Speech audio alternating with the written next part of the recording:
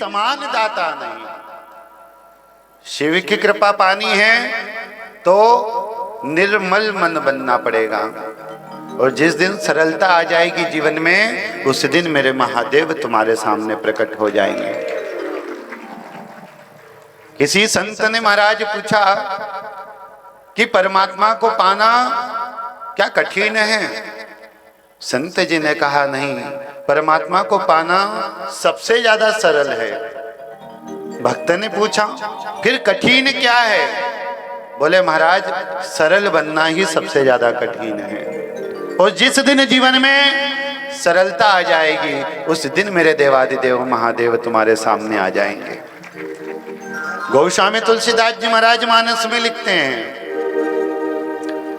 निर्मल मन जन सो मोहि पावा, निर्मल मन जन सो मोहि पावा, निर्मल मन जन सो मोहि पावा, निर्मल मन जन सो मोहि पावा, मोहि कपट छल चित्र न भावा, मोहि कपट छल चित्र न भावा, मोहि कपट छल चित्र न भावा, मोहि कपट छल चित्र न भावा। वो स्वामी तुलसीदास जी महाराज ने मानस में लिखा है, निर्मल मन जन सो मोहि पावा, मोहि कपट छल छिद्र न भावा।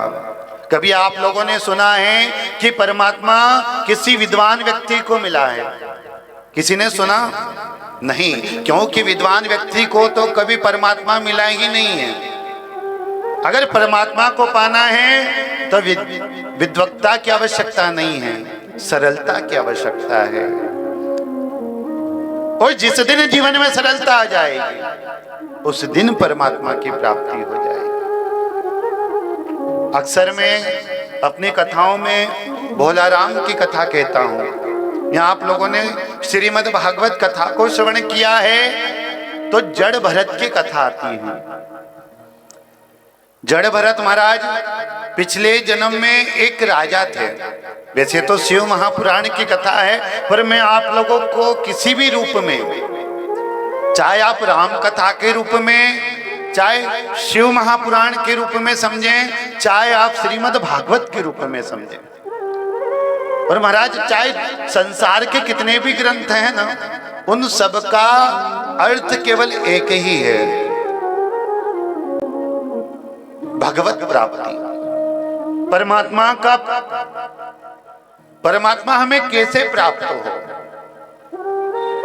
चाहे वो शिव महापुराण हो, चाहे संसार के कोई भी ग्रंथ हो, सारे ग्रंथ उठा के देख लो, चाहे आप देवी भागवत उठा के देखो, शिव महापुराण उठा के देखो, विष्णु महापुराण उठा के देखो, छहो शास्त्र ग्रंथन को रस। ये जो शिव महापुराण है ना, ये सभी शास्त्रों का रस है, निचोड़ है, अमृत है।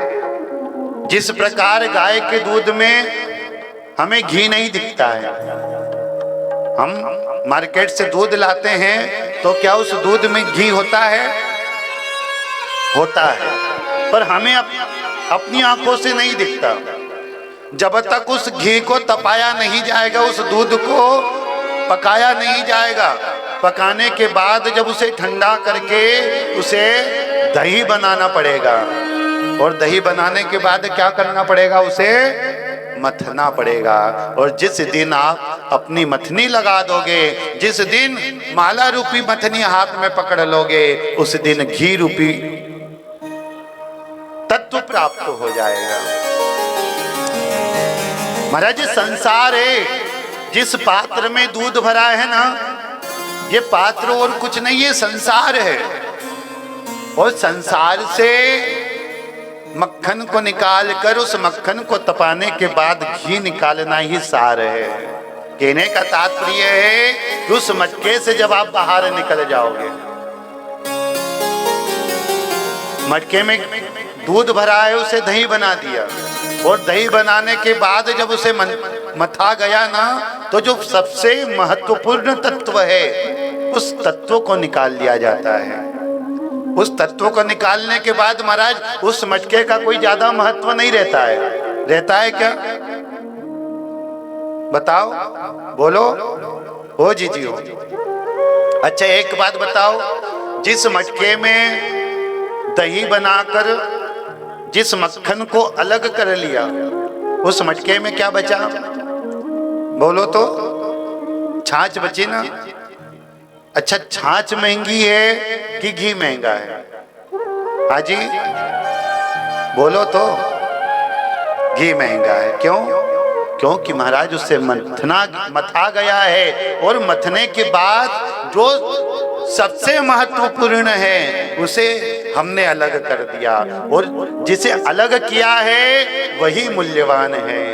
कहने का तात्पर्य है, ध्रुव प्रहलाद की कथा को आप लोगों ने श्रवण की, नारद जी महाराज की कथा को आप लोगों ने श्रवण की। जब तक ये परिवार में उलझे रहें, जब तक संसार में उलझे रहें, तब तक परमात्मा नहीं मिला। और जैसे ही परिवार से दूर हुए, ध्रुव जी महाराज मात्र 4 वर्ष की आयु में माता सुनीति ने कहा कि बेटा तू इस पिता की गोद में बैठना चाहता है, जो कि केवल तेरा संसार का पिता है। अगर तू बैठना ही चाहता है ना, तो उस परम पिता परमेश्वर की गोद में जाकर बैठ। और उसके लिए क्या करना पड़ेगा? तपना पड़ेगा, तप करना पड़ेगा।